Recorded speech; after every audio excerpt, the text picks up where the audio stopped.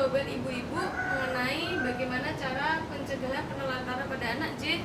Ada yang membelikan mainan anak, ada yang mengajak anak piknik, ada yang memberikan kasih sayang. Nah, 3 hal ini memang itu bisa membuat bagaimana caranya mencegah penelantaran pada anak. Nah, sekarang kita bersama-sama melihat di flip chart 4 bagaimana contoh-contoh cara mencegah penelantaran anak. Yang pertama, kita memenuhi kebutuhan dasar anak.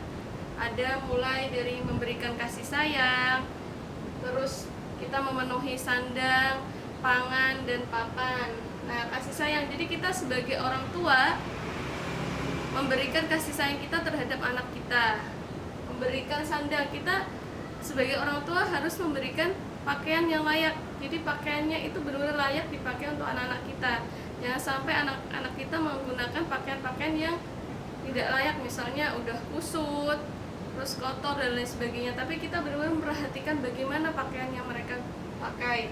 Pangan. Nah, pangan di sini adalah memberikan makanan, ibu-ibu, makanan yang sehat, yang bergizi ini untuk anak-anak kita. Misalnya kita kasih sayuran, makanannya ada nasinya, ada sayur, ada buah, ada ikan, ada susu. Jadi kita memberikan makanan yang seimbang dan baik untuk perkembangan tumbuh kembang anak-anak kita. Memberikan papan, jadi kita memberikan rumah atau papan yang layak untuk anak kita. Itu yang pertama, untuk mencegah penelantaran pada anak. Nah, yang kedua, nomor kalih niku meluangkan waktu untuk bersama dengan anak. Jadi kita sebagai orang tua niku perlu meluangkan waktu bersama untuk anak-anak kita. Perlu menyiapkan waktu terbaik untuk kita bersama dengan anak-anak kita, mulai dari menemani mereka belajar, mengajak mereka bermain, mengasuh mereka dengan benar-benar sungguh-sungguh. Terus kita memberikan waktu-waktu, misalnya membacakan dongeng untuk mereka dan lain-lain.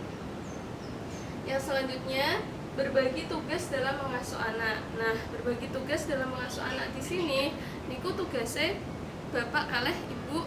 Jadi bapak ibu atau kedua orang tua, ayah dan ibu, memiliki tanggung jawab yang sama dalam mengasuh anak. Jadi tidak cuma ibu tok sing ngasuh, tapi karo bapaknya juga. Misalnya ibu lagi masak, bapaknya sing nyuapin. Misalnya ibu lagi nyapu, bapaknya sing mandiin. Jadi ayah dan ibu memiliki tanggung jawab yang sama dalam pengasuhan anak dengan peran yang berbeda-beda.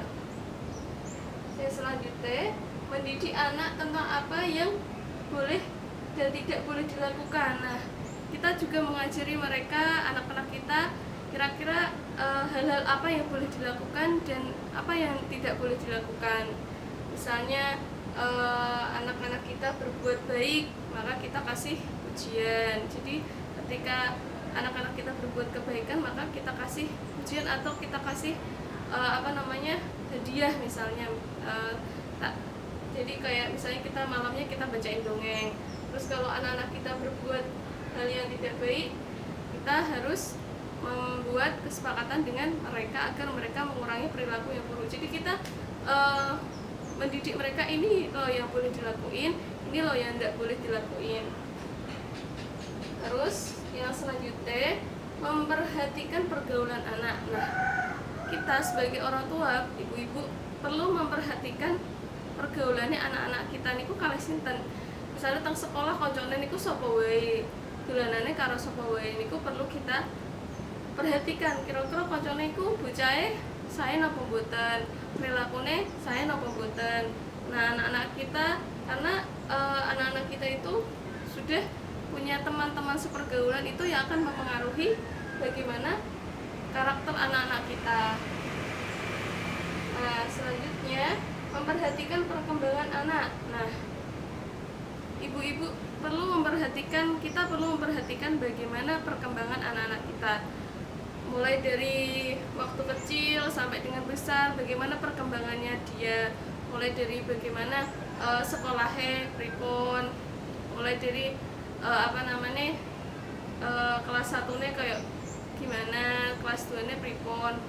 Perkembangan anak di sini tidak cuma dari apa namanya tubuh ya, tetapi dari banyak hal. Jadi misalnya perkembangan tumbuh kembang anak kita itu seperti apa. Yang selanjutnya, menitipkan anak kepada keluarga atau kerabat yang dapat dipercaya pada saat orang tua tidak berada di rumah. Nah, ini penting banget sih ibu-ibu.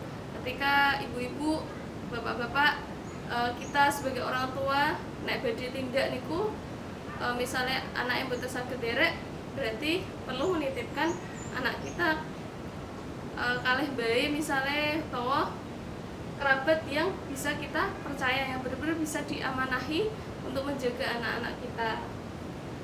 Nah, terus yang selanjutnya, menitipkan anak di tempat penitipan anak. Nah, niku selain kita menitipkan tadi ke orang tua kita, kerabat dan lain-lain, niku bisa juga di tempat penitipan anak. Nah, di tempat penitipan anak, sebelum kita menitipkan anak-anak kita perlu cek rumiyin kira-kira tempat penitipan anak niku saya napa mboten, kira-kira lingkungannya saya napa mboten. Jadi perlu dicek sadurunge kene sebelum orang tua niku nitipke teng tempat penitipan anak tersebut. Jadi dicek rumiyin, pilih tempat penitipan anak sing sae.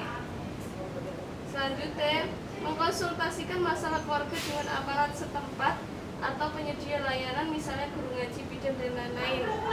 Jadi misalnya orang tuh ada masalah keluarga, kita perlu mengkonsultasikan, kita bisa konsultasi sama aparat setempat. Misalnya wonten masalah karo anak-anak kita, misalnya ada masalah tentang anak-anak kita tentang kok tiba-tiba ndek menang. Nah, itu bisa dikonsultasikan sama guru ngaji atau psikiater atau lain-lain. Jadi itu penyedia layanan. Kemudian bawa anak ke tempat kerja jika ada fasilitas yang aman. Nah, misalnya ibu-ibu bekerja, niku saged anak-anaknya dibawa ke tempat kerja. Biasanya di tempat kerja niku wonten tempat atau fasilitas yang disediakan karena tempat kerjanya kita untuk bermain anak-anak kita. Jadi kita bekerja dan anak kita juga aman di situ.